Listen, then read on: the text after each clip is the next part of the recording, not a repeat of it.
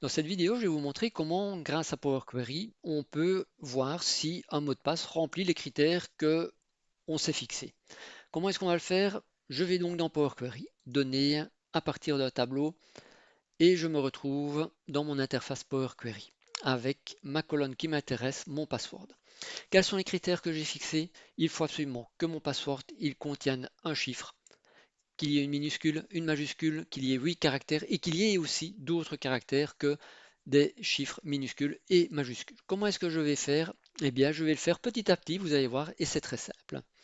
Je vais ajouter une colonne, je fais une colonne personnalisée et je vais d'abord essayer de savoir est-ce qu'il y a un chiffre ou non dans mon mot de passe. Donc ici, je vais mettre chiffre. Comment est-ce que je fais pour savoir s'il y a un chiffre? Eh bien simplement, je vais dire à Power Query de sélectionner dans mon mot de passe ici les chiffres. Comment est-ce que je fais? Eh bien, j'ai une fonction qui s'appelle text select, euh, qui est, je vais prendre, pardon, avec une majuscule, et je dois prendre évidemment d'abord mon texte, le password, et puis je dois lui dire ce que je veux sélectionner comme caractère. Donc si je sélectionne par exemple juste le 8, je vais refermer ma parenthèse, c'est juste pour l'exemple. Vous allez voir ce que ça fait text select. Eh bien, ça me sélectionne le 8, puisque je lui ai demandé de sélectionner le 8. Et donc, je sais que ce mot de passe contient au moins un 8. Mais ce que je veux, c'est pas tellement qu'il contienne un 8, c'est qu'il contienne les chiffres de 0 à 9. Donc, comment est-ce que je vais faire? Eh bien, je vais dire à Power Query qu'il doit me créer une liste, et il doit me créer une liste de 0 jusqu'à 9 de cette manière-ci. Et de cette manière, il va me renvoyer tous les chiffres qui sont contenus, pardon, il faut 2 points, qui sont contenus dans mon password. Et effectivement, ici, dans mon premier password, j'ai bien 87, il me renvoie 87. Je n'ai pas besoin que les chiffres soient effectivement l'un à côté de l'autre, hein. Ici, j'ai un 7 au début, un 5 à la fin, il me les retourne bien. L'important pour moi, c'est de savoir est-ce qu'il y a un chiffre.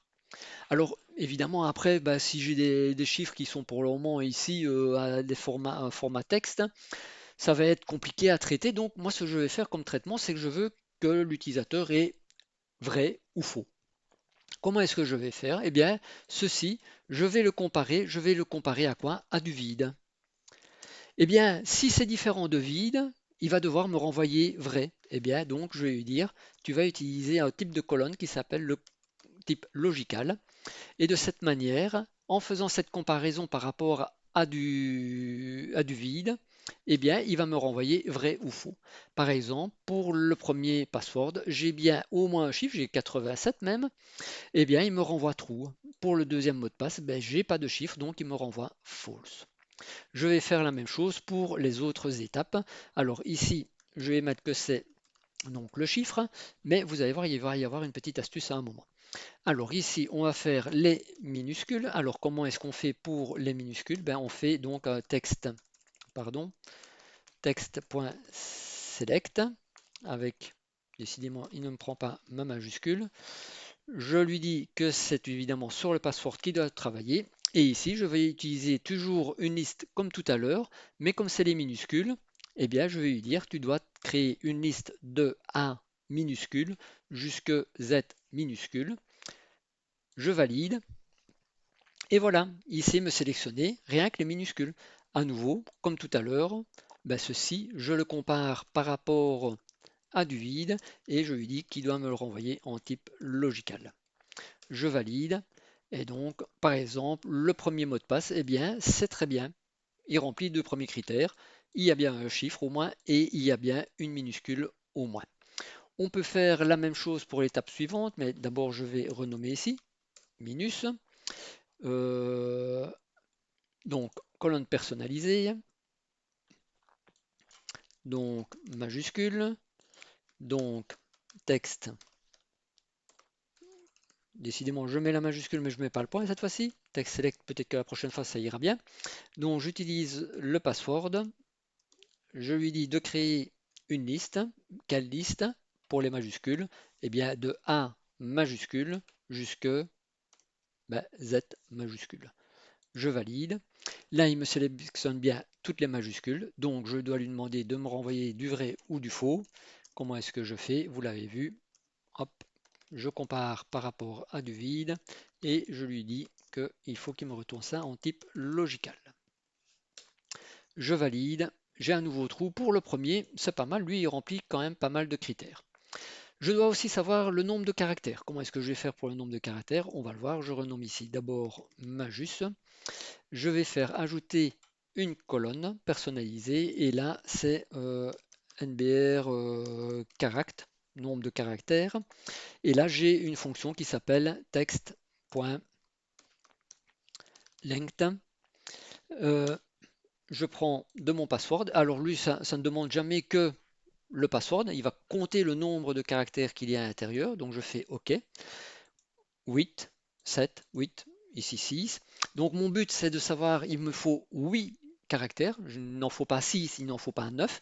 Donc comment est-ce que je vais faire pour qu'il me renvoie eh bien, type logical vrai ou faux? Eh bien, c'est très simple. Je vais mettre est égal à 8. Pardon. Et je lui dis que c'est toujours bien mon type pardon, logical. Je valide de cette manière. Mon premier mot de passe, il est toujours dans la course puisque j'ai bien un chiffre, j'ai bien une minuscule, j'ai bien une majuscule et j'ai bien 8 caractères. Ensuite, je dois savoir est-ce qu'il y a un autre caractère que ceci. Alors là, ça va être un peu plus compliqué. Alors d'abord, oui, je vais renommer ici mon étape. Donc ça, c'est NB caractère, c'est le nombre de caractères. Donc je vais aller sur nouvelle colonne. Je vais mettre ici autre caractère. Et là, par contre, c'est un peu plus compliqué d'utiliser un texte select. Parce que c'est ainsi et vous pourriez aller voir dans les tables ASCII pour savoir comment ça fonctionne ce texte select et cette liste qu'il crée. On en discutera certainement dans une autre vidéo. Mais donc ici, je ne sais pas le faire avec le texte select où ça sera plus compliqué. Donc je vais utiliser un autre artifice. Je vais utiliser la suppression de caractères. Je vais lui dire, en fait, dans mon password, tu vas supprimer tous les chiffres. Tu vas supprimer toutes les minuscules et toutes les majuscules et on verra bien ce qui restera. Et pour faire ça, c'est plus un texte select, mais un texte remove qu'il faut faire. J'utilise quoi? Bien évidemment mon password et je vais devoir lui dire quels sont les caractères que je veux supprimer. Donc je vais avoir pardon, une liste. Alors ça va être d'abord mes chiffres que je vais faire. Donc on va le faire comme ceci. Ça sera assez simple. De cette manière-ci, il m'a supprimé de mon mot de passe tous les chiffres. Et donc, je vais faire la même chose pour les minuscules et pour les majuscules. Comment est-ce que je fais? Eh bien, simplement, je y mets virgule. On va faire la même chose pour les minuscules, donc de A jusqu'à Z. Et puis, on fait la même chose de A jusqu'à Z. Alors, une fois en minuscule, une fois en majuscule. Donc, je lui demande de tout retirer.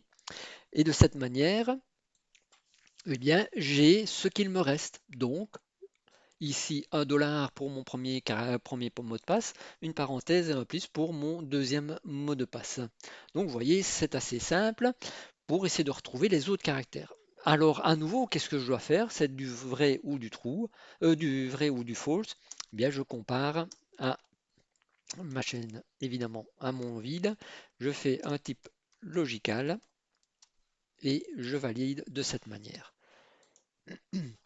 Ici, bien, il me dit que j'ai bien un autre caractère. On l'avait vu, c'était le $. Ici, dans ce caractère-ci, eh bien, effectivement, je n'ai que des minuscules, des majuscules et des chiffres, et je n'ai pas cet autre caractère.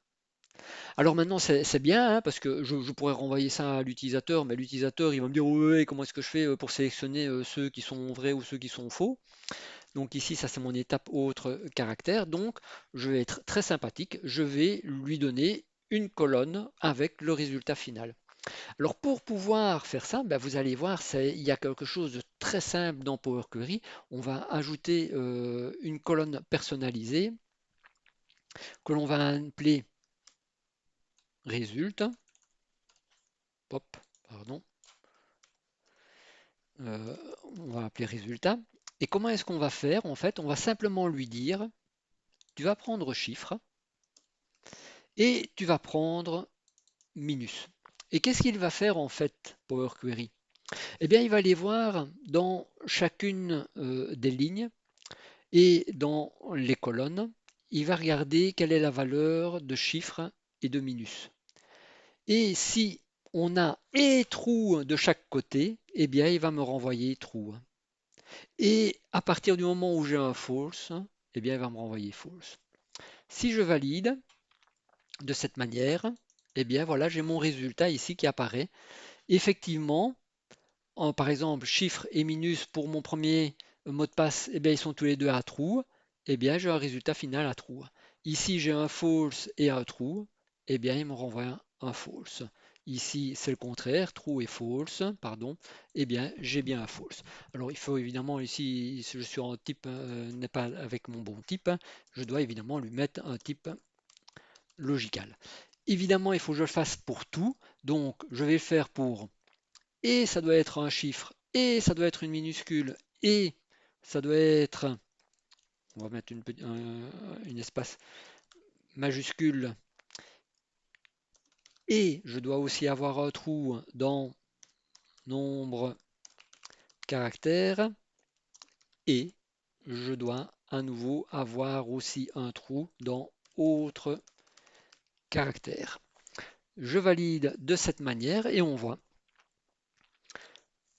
que pour mon premier mot de passe, ben, on a vu par les parties intermédiaires que j'avais du trou, eh bien, il me renvoie un résultat final de trou. Pour le suivant, il me renvoie false parce que, effectivement, mon mot de passe, non seulement il n'a pas de chiffre, mais en plus de ça, il ne contient pas 8 caractères. Il n'y en a que 7. Et ainsi de suite. Donc, vous avez vu cette logique de cette dernière étape qui est vraiment très intéressante, c'est de pouvoir comparer en fait un trou avec un false et de renvoyer une donnée en fonction.